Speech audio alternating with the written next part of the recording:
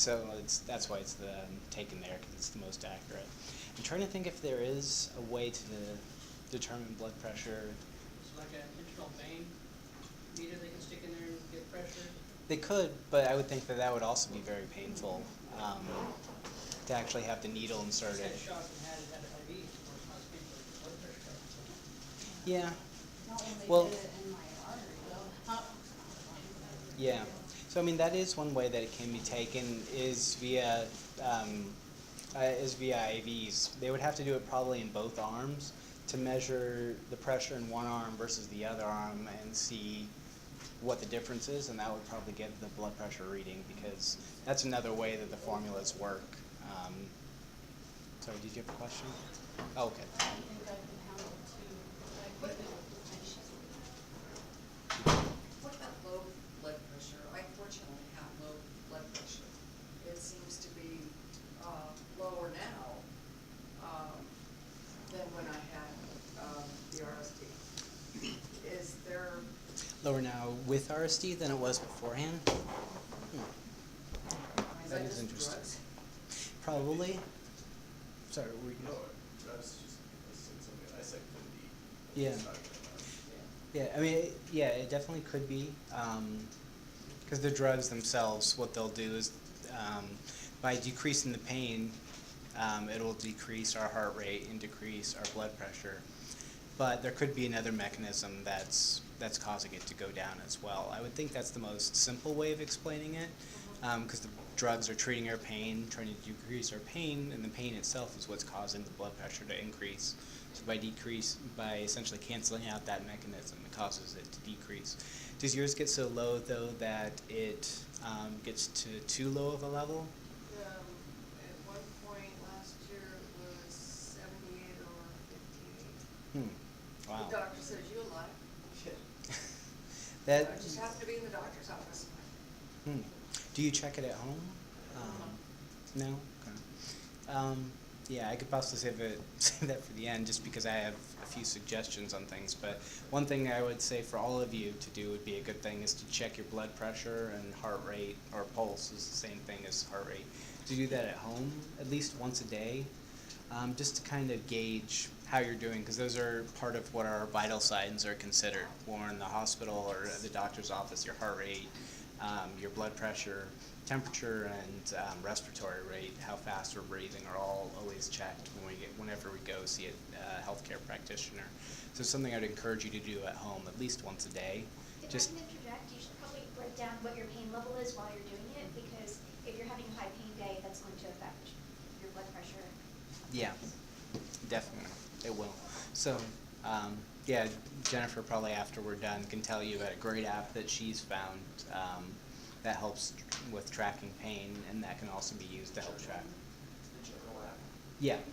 Yeah. Like, so there's a cell phone app, but if you don't use a cell phone or rather write it down, you can record your pain levels, your blood pressure, what's going on at the specific time, if there's a certain event that's happening that could be related, because we'll sort of see in another slide, like stress levels also elevate our heart rate and blood pressure. With the respiratory effects, it's also, again, sympathetically mediated. So I'll just sort of say that when we're under stress, whether that stress is from pain or psychological stress or from anything that could be happening, our respiratory rate, which is the amount of breaths we're taking in a minute, are going to go up as well. So, yeah, essentially I just stay with that. Like I said, since our GI is more mediated by a parasympathetic nervous system, that's not going to be important to us when we're in pain or when we're in a more stressed situation, so that's going to kind of go by the wayside. However, we can't completely turn it off, and so that's why other things may happen, because the pain becomes so unbearable that we may experience nausea and vomiting, or dry heaves, or diarrhea or constipation can come with pain as well, because our sympathetic system can just become so overrun that we can't handle it anymore, and unfortunately those effects can happen. Some of it also can be due to medications that are taken and other effects as well that are happening. However, the main control being our sympathetic versus parasympathetic, and effects that are becoming dysfunctional or just overrun. Let's see, so endocrine effects, we talked a little bit about diabetes. When we're in pain, for the most part, our metabolism is going to be, for lack of a better word, changed. Our normal breakdown process, the way that we absorb foods is going to be decreased. However, we're going to need energy to expend to deal with that pain or to deal with that stress or that emergent situation. So we're going to have to, what we usually do is we have stores of either fat or sugars or things like that. We're going to have to break those stores down so that we have the energy to deal with everything. And so what we're trying to do on one hand is we're trying to not deal with absorption, digestion, but at the same time we need the energy to do it. And unfortunately, when the sympathetic and parasympathetic systems are not working together like they should, either one or the other, it can kind of become messed up. And that can then lead to problems with metabolic syndrome, which you may have heard of, prediabetes versus diabetes itself, because we aren't managing our blood sugars very well. We may be releasing a lot of sugar or eating foods to deal with, to try to get more nutrients into ourselves, and we're releasing from our stores all that sugar. However, we're not absorbing it back at the same amount, and that's therefore leading to conditions, unfortunately, like diabetes. Yeah. Sorry, did I see you raise your hand? No, No. I'm Okay. Yeah. So that's a bit of an explanation for it. Let's see. So another common side effect, which I'll show a few pictures of later, is we'll see like swelling and redness, and that's initially mediated by the sympathetic nervous system. So and one of the unfortunate side effects with RSD is both swelling or edema, it's known as well as rubor or redness, as one of the older terms is rubor. And so when someone's in pain, a lot of times we'll see that swelling, that color change, or increased or decreased hair growth in that area as well. And that has to do with the sympathetic system, again, being messed up, at the same time being kicked into overdrive. So that's a bit of an explanation of what's sort of happening, is because it's being pumped up, but it's also doing it to a level where we're not able to handle it. So we're becoming swollen, we're becoming red, and then the hair is growing as well in sort of weird or different ways that we aren't sure why, but yeah, that's sort of what's happening. And this is just sort of a cartoon of sort of those same things as well. I'm trying to see if there's anything in particular. I'll just kind of, I don't know if you guys can actually see it. Yeah. If you can read all that, I'll give you a second too. This is, yeah, a fairly good summary cartoon of it all. So being nauseated and vomiting and all that, that's normal? It can be when our pains become too much for us to handle.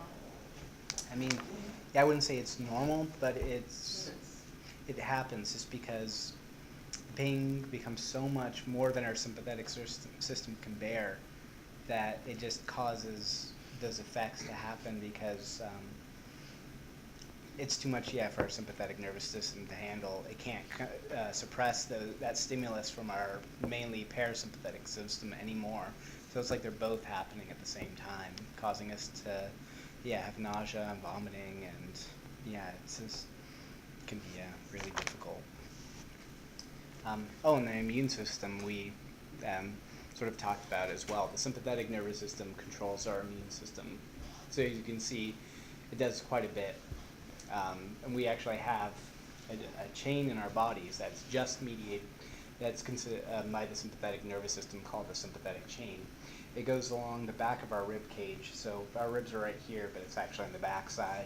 It runs right along there down our bodies, from the very top of our thoracic vertebrae to about the L2 or L3, so our lumbar vertebrae is where it runs along, and then we have nerves that spread out from there. and it can, like I said, it controls many different processes. One of them is the immune system.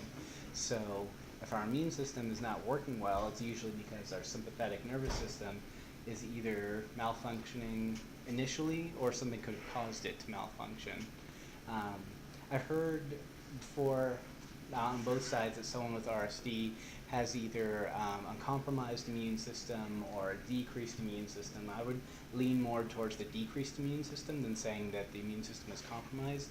Usually that's reserved for people who have disease that's actually affecting the immune system, like HIV or cancer or things like that.